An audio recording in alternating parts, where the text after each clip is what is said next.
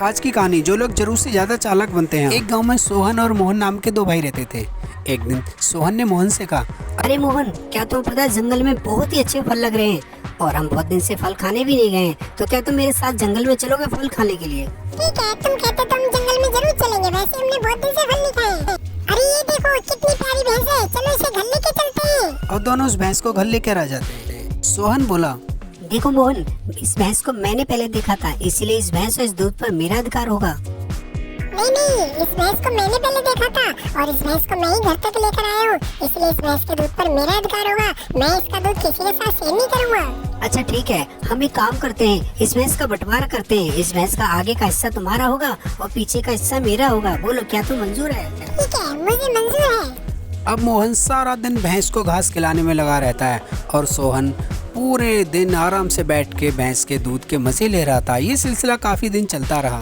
तभी मोहन ने एक बार सोचा, पूरे दिन मैं भैंस को चारा खिलाता हूँ, पूरे दिन जंगलों में घूम घूम कर लेके आता हूँ और ये सोहन भैंस का सारा दूध पी जाता है। मुझे क्या मिलता है? मुझे तो कुछ भी नहीं मिलता। कुछ ना कुछ करना पड़ेगा।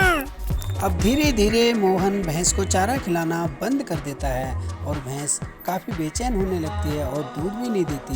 तभी सोहन उसके पास आता है। पिछले कई दिन से भैंस के दूध न देने की वजह से सोहन काफ़ी गुस्से में हो जाता है और मोहन के पास आता है और मोहन से कहने लगा, ए मोहन, हमारे बीच में बात हुई थी कि भैंस का आगे का हिस्सा तुम्हारा और पीछे का मेरा रहेगा। तुम अपना फर्ज नहीं निभा रहे हो। तुम भैंस को चारा क्यों नहीं खिला रहे हो?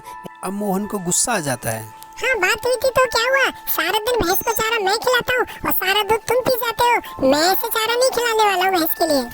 अब मोहन एक बड़ा सा चाकू लेकर भैंस के पास आता है और बोला, आज मैं इस भैंस के दो टुकड़े कर दूंगा, क्योंकि भैंस का आगे का हिस्सा मेरा है, इसलिए मैं अपने हिस्से को बिल्कुल अलग करूंगा इस भैंस से। फिर देखता हूँ कितना दूध देगी और कौन दूध देगा। अब दोनों भैंस को लेकर रामू काका की तरफ निकल जाते हैं और सोचते हैं कि इसका फैसला रामू काका ही करेंगे।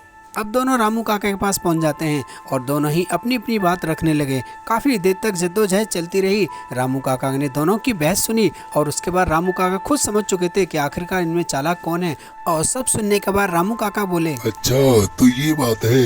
अरे सोहन, तुमने मोहन को खूब बेवकूफ बनाया है। ये बहुत ही गलत बात है। चारा वो खिलाता है और दूध सारा तुम पी जाते हो। अब सोहन को अपनी गलती का एहसास हो जाता है और वह मोहन से माफी मांगता है। अब रामू काका बोले, देखो सोहन, जितना इस भैंस के दूध पर तुम्हारा अधिकार है उतना ही मोहन का भी है।